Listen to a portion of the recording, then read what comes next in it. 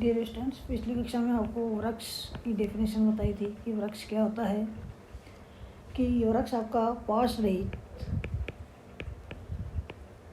रहित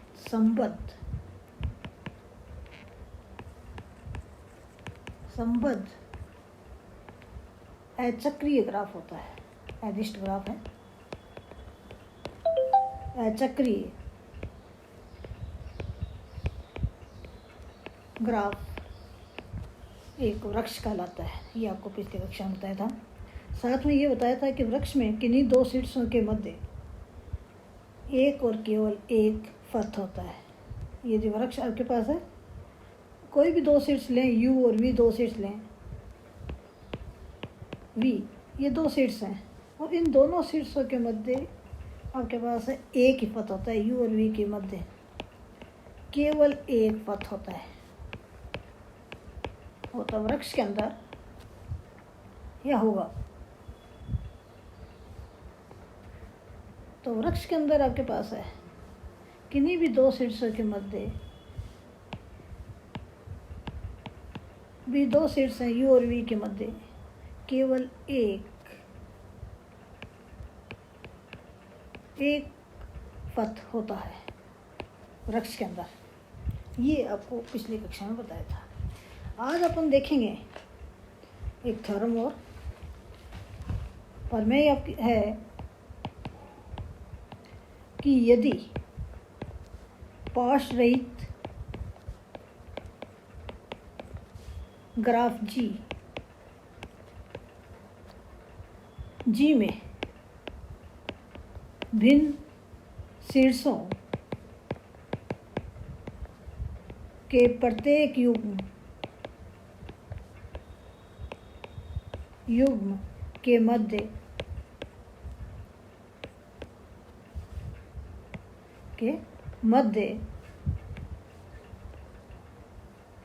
एक और केवल एक ही पथ है, तो जी एक वृक्ष होता है।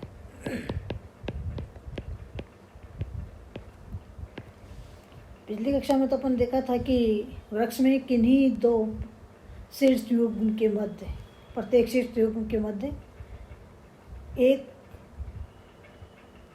केवल एक ही पथ होता है। आज अपन इसे उल्टा कर रहे हैं कि पाश रहित होना चाहिए पहले ग्राफ, और उसके शीर्षों के प्रत्येक युग्म के मध्य केवल एक ही पथ होता है। क्योंकि वृक्ष जो वृक्ष की जो डेफिनेशन है उसके अनुसार वृक्ष है, पाश रहित ग्राफ है, संबद्ध ग्राफ है और अचक्रीय ग्राफ है। तो यहाँ अपने को ये तो दिया हुआ है कि वृक्ष आपका ग्राफ है वो पाश रहित है, तो ये कंडीशन आपकी आ गई। जी में भिन्न शीर्षों के प्रत्येक युग के मध्य एक और केवल एक पथ ही है, अर्थात तो वो संबद्ध ग्राफ हो गया। आपको क्या देखना है वृक्ष दिखाने के लिए कि वह अचक्रीय ग्राफ है। यदि आप ये दिखा देते हैं अचक्रीय ग्राफ है, तो जी आपका एक वृक्ष हो जाएगा। जी क्या हो जाएगा?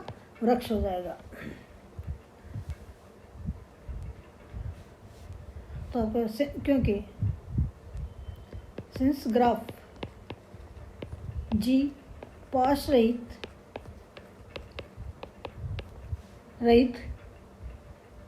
ग्राफ है,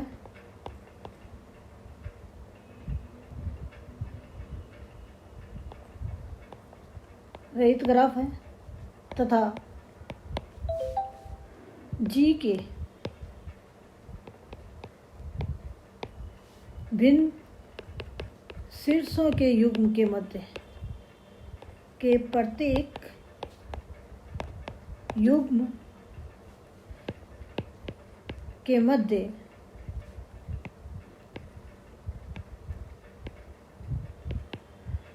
एक और केवल एक पथ है, एक ही पथ है, अर्थात पथ आपके पास है। तो इसका मतलब है कि जी आपका पाश रहित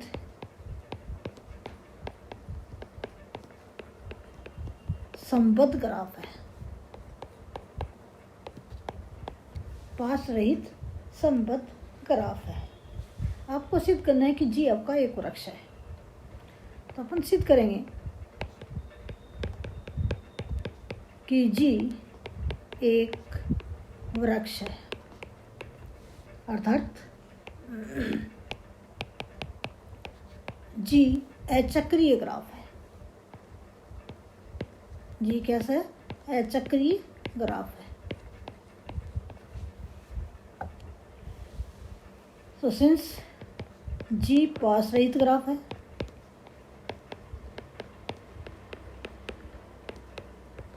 है, अतः जी में एक लंबाई का चक्र नहीं है। एक लंबाई का कोई भी चक्र इसके अंदर नहीं है। तो माना जी में एक से अधिक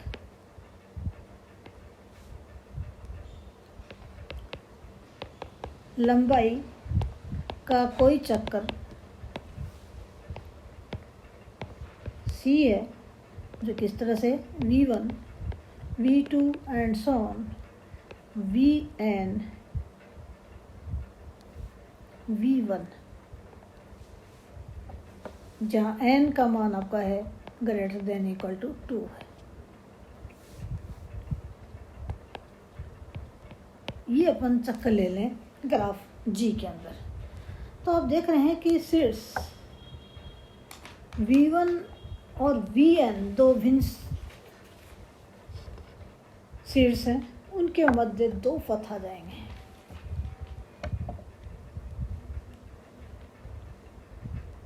तब शीर्ष V1 तथा Vn के मध्य दो पथ,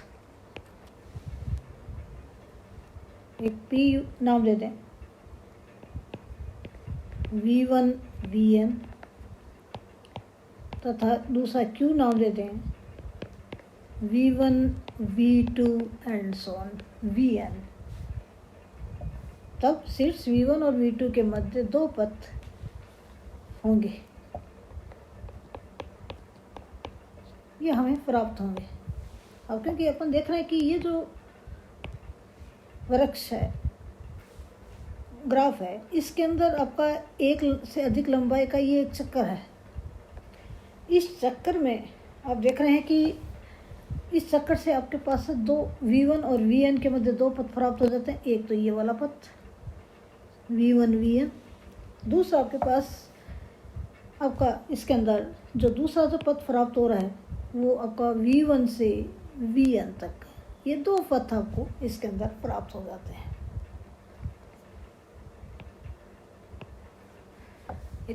तब शीर्ष V1 V2 के मध्य दो पथ P और Q होंगे, जो कि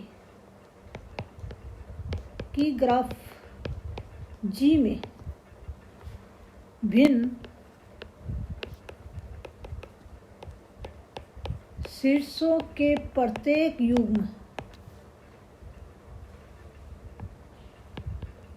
युग्म के मध्य एक और केवल एक ही पथ है का विरोधाभास है। लेकिन क्वेश्चंस में आपको दिया हुआ था कि किन्हीं भी दो भिन्न शीर्षों के मध्य एक और केवल एक पथ है। तो अपने पास देखा कि यदि इसके अंदर एक से अधिक लंबाई का चक्र है तो उसके अंदर दो पथ हो जाएंगे भिन्न दो शीर्ष V1 और Vn के मध्य। तो इसका मतलब ये विरोधाभास कब आया? जब इसने चक्रीय ग्राफ लिया था। अतः ग्राफ G एक अचक्रीय ग्राफ है,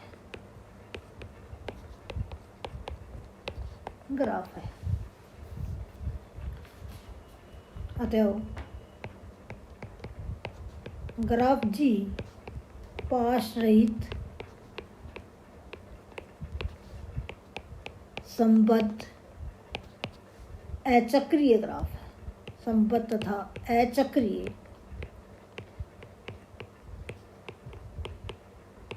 ग्राफ है। तो इसका मतलब है कि जी क्या हो गया, एक वृक्ष हो गया। फलतः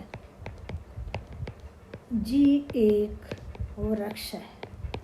तो अपन ने देखा इस थ्योरम के अनुसार कि यदि किसी ग्राफ है जिसके अंदर पार्श्व नहीं है और किन्हीं भी दो भिन्न शीर्षों के मध्य केवल एक ही पथ है, तो वो ग्राफ एक वृक्ष होता है, क्योंकि वृक्ष की डेफिनेशन के अनुसार वो पार्श्व रहित संबद्ध अचक्रीय ग्राफ होना चाहिए। तो अपन देखते हैं कि ये पार्श्व रहित ग्राफ है, ये तो दिया हुआ है, किन्हीं दो भिन्न शीर्षों के मध्य एक और केवल एक पथ है, अर्थात भिन्न दो शीर्षों के मध्य पथ है, तो इसका मतलब संबद्ध ग्राफ है। और अपन ने इसको अचक्रीय भी प्रूव कर दिया। अचक्रीय प्रूव करने के लिए, क्योंकि पार्श्व रहित है तो एक लंबाई का तो कोई चक्कर नहीं है, तो अपन ने एक चक्र अपन ने सी ले लिया जो कि V1, V2, Vn, V1 है। और अपन ने देखा कि इस चक्र से शीर्ष V1 और Vn के मध्य दो पथ आपको प्राप्त हो जाते हैं, एक तो P V1 Vn, दूसरा Q V1 V2 Vn। जबकि क्वेश्चंस के अनुसार किन्हीं भी दो भिन्न शीर्ष V1 और Vn दोनों भिन्न भिन्न शीर्ष हैं, इनके मध्य एक और केवल एक पथ है, उसका विरोधाभास आ गया। तो इसका मतलब है कि ये जो ग्राफ था वो कैसा है, अचक्रीय ग्राफ है। तो पार्श्व रहित संबद्ध अचक्रीय ग्राफ होने के कारण ये क्या बन जाता है, एक वृक्ष बन जाता है। Thanks students.